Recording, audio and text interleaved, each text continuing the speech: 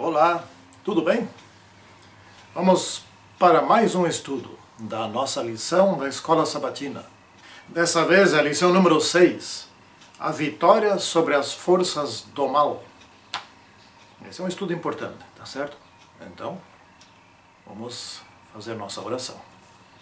Santíssimo Senhor Deus que estás nos céus, fica conosco nesse estudo mais uma vez. Assim como das outras vezes, dê-nos a instrução. Em nome do Senhor Jesus Cristo. Amém. Muito bem, então vamos nos aprofundar nesse estudo, já iniciando pelo verso para memorizar, que nós vamos ler em Romanos 8, versículo 37, aqui na nossa Bíblia. Então está escrito assim: em todas estas coisas, porém, somos mais que vencedores, por meio daquele que nos amou.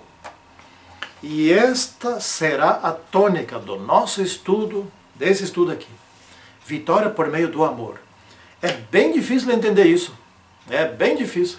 Eu também estou tendo dificuldades de entender como é que pode vitória por amor. Porque aqui nesse mundo, as vitórias são por ódio. As guerras são feitas por ódio. Um irmão odeia outro. Um ser humano odeia outro. Um quer tirar as coisas dos outros. É por isso que ocorrem as guerras. Um querendo eliminar o outro para tirar o que é dele, o que ele construiu. Assim foi sempre. E desta vez aqui nós vamos ter que estudar algo completamente diferente. Não é? Como é que nós lemos mesmo no verso para memorizar, que eu já esqueci? Então está escrito assim, de novo: em todas estas coisas, porém, somos mais que vencedores. Tá certo? Por meio daquele que nos amou. Três coisas fala aqui. Em todas as coisas. Certo? Tudo, nada fica fora. Segunda coisa que fala aqui. Vencedores, nós vencedores. E não vencedores pelos nossos esforços, pelo aquilo que nós somos capazes, pelos nossos dotes, etc. Nada disso. Por meio daquele que nos amou. Esse versículo, ele é de uma inteligência, de uma sabedoria que escapa à nossa capacidade de análise.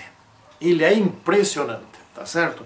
Vamos fazer então uma pequena análise do quanto nos é possível, na medida que nós vamos aprendendo, sendo transformados e sendo santificados por meio do poder daquele que nos amou.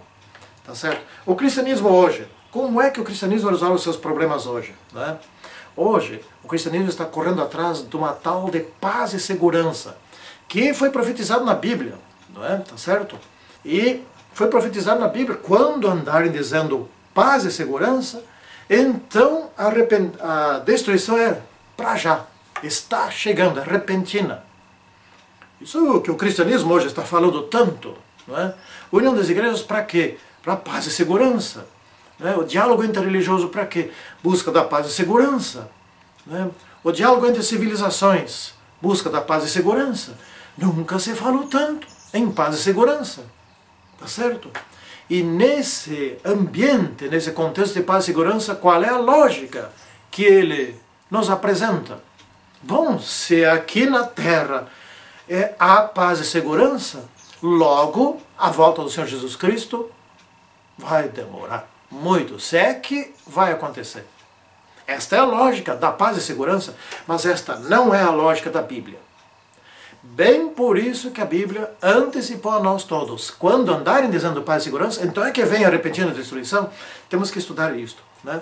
Então vamos primeiro aqui analisar um pouquinho sobre o cenário da nossa vitória. Está na parte de domingo.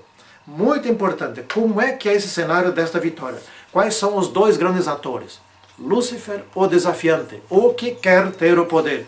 E Jesus Cristo, o desafiado. Aquele que tem o poder, que é capaz de criar, aquele que é capaz de trazer do nada, de fazer a vida e criar seres humanos conforme a sua imagem. E Lúcifer queria tirar dele, do Criador, aquilo que ele fez para dominar sobre aquilo que ele fez. Esta é a lógica do ódio. Então, um faz alguma coisa bem feitinha, bonitinha, por exemplo, aqui na Terra, né? Vamos lá para antigamente, para não ficar nos nossos dias, desta vez. Então tinha ali uma família que cresceu e se multiplicou e aumentou, formaram ali uma tribo, vamos supor umas 200, 300 pessoas, construindo suas casinhas, têm suas lavouras, estão construindo seus silos, né, fazendo os seus equipamentos, etc. Estão trabalhando, são felizes, estão se reproduzindo, tem pai, mãe, filhos, vô, avó, etc., netos, essas coisas todas. E uma outra tribo lá adiante fica olhando, oh, mas aquela gente trabalha bem, eles estão crescendo, vamos tomar deles. E fazem guerra. E juntam alguns mercenários que também gostam de uma briga e fazem guerra contra aquele grupo, com aquela tribo, e derrotam eles, massacram eles, matam, alguns levam para escravos e tomam as coisas deles. Tomam as coisas deles. Esta é a lógica de Lúcifer. Jesus Cristo criou, construiu, fez a vida, criou o universo, criou a terra, criou Adão e Eva, etc. E, tal, e Lúcifer quis tomar, para ele dominar sobre isso. Esta lógica vem se reproduzindo desde esses tempos. As nossas lutas aqui na Terra não tem nenhuma novidade em relação a querer tomar do outro para usar para o seu benefício. Esta é a lógica da luta. E nós não podemos entrar nessa lógica, nós somos da lógica do amor, nós somos da lógica aqui que está escrito aqui, versículo 37, por meio daquele que nos amou. A nossa lógica deve ser o amor, seja dentro da família, seja na igreja, seja onde nós estivermos.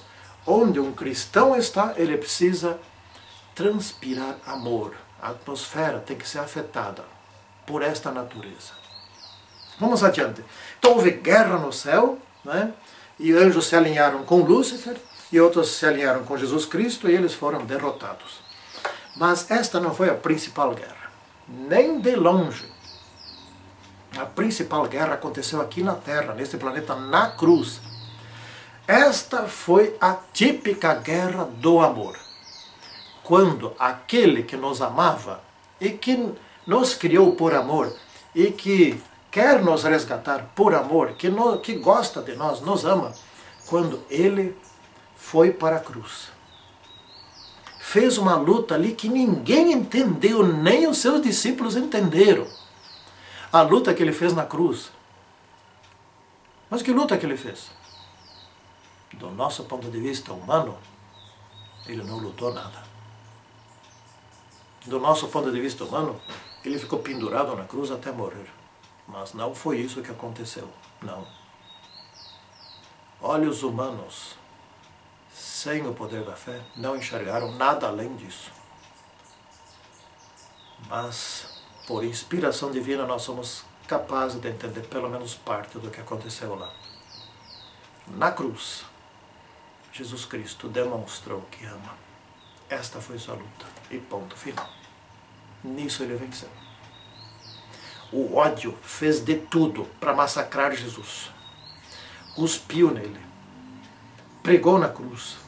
Massacrou ele com chicotadas. Fez-lhe carregar sua própria cruz. E levou-o a esvair sem sangue.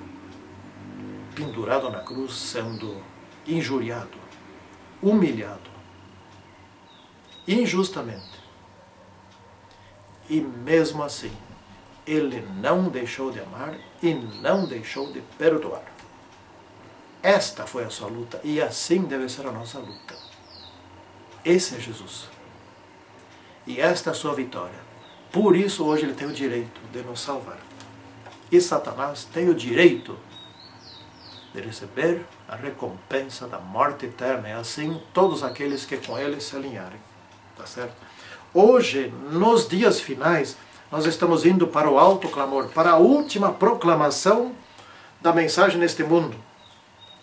E esta última proclamação, conforme na segunda e na terça, será com grande poder, porque na medida que a igreja vai se unindo, fazendo o revivamento, a reforma, e vai sendo sacudida, e aqueles que não querem fazer nenhuma coisa nem outra, nem se revivarem, nem se reformarem, serão sacudidos como joio. E isto é sério, estou falando é muito sério, falo para mim também. E a igreja receberá o poder do Espírito Santo e concluirá a pregação. E então Jesus voltará. E aqueles que amam a Jesus serão recebidos por aquele que os ama. Infelizmente, apesar de Jesus amar todos, nem todos o amam. E na volta de Jesus Cristo se encontrarão aquele que ama com aqueles que o amam. E subirão para o céu. Amor com amor vão embora daqui. Ódio com ódio ficam por aqui. Então, aqui há um alerta poderoso. Como que nós podemos vencer? Esse alerta está na lição de terça-feira. Resumindo aqui, é o seguinte. Resisti ao diabo, e ele fugirá de vós. Como que se resiste ao diabo? Nos entregando a Jesus Cristo. Então nós teremos o poder que precisarmos da parte de Jesus Cristo, que já venceu. E aí, o que ele vai fazer contra nós? Com aquele poder do amor? Nunca que conseguirá alguma coisa. Sujeitai-vos a Deus, diz aqui, e assim sermos fiéis a nosso Senhor Jesus Cristo. Ele que é o exemplo de vitória, ele que tem o poder autêntico, o poder legal, porque é o poder do amor, é o poder da obediência, da humilde obediência. Ele demonstrou aqui que é humilde e obediente aos mandamentos, obediente ao seu Pai Deus, o Deus Pai, unidos entre si, o Pai, o Filho e o Espírito Santo, obedientes aos seus princípios eternos de criação e de vida. E essa obediência é a obediência ao amor, que ele demonstrou na cruz. Por isso ele tem direito a um poder que Satanás nunca conseguirá ter. O poder de Satanás é o poder do ódio, do massacre, da briga, da luta, da destruição. O poder de Cristo é acima desse poder. É o poder do Criador, de tirar do nada, de fazer do nada, de criar vida, de criar pessoas semelhantes a Ele. E, se tem esse poder, também pode ter o poder de eliminar aqueles que se revoltaram contra o amor e que insistem em não retornar, que se alinham ao grande apóstata, Lúcifer, né? Então a igreja, como é que a igreja pode crescer? A igreja cresce quantitativamente, sem dúvida, cresce em número. Mas esse crescimento em número só terá significado, só será bom caso os membros da igreja crescerem qualitativamente. Então os membros crescendo pelo conhecimento da verdade, pelo estudo, pela obediência, pela transformação e santificação, crescem qualitativamente. E a igreja cresce quantitativamente. E se havendo crescimento qualitativo nos membros, a igreja qualitativamente se tornará uma poderosa igreja ligada a Deus, cumprindo a sua missão, que é concluir a obra aqui nessa terra, né? Por último, queremos ler aqui o que está escrito em Tiago, capítulo 4, versículo 8. Chegai-vos a Deus, e Ele se chegará a vós. Esta é a fórmula. Essa é a nossa parte que nós devemos fazer. Que assim seja com todos nós. Amém. Senhor Jesus Cristo, mais uma vez aprendemos aqui maravilhas a teu respeito. Fica conosco para que essas maravilhas se transformem em realidade em nossas vidas. Em nome do Senhor Jesus Cristo. Amém. Até o próximo estudo. Tchau.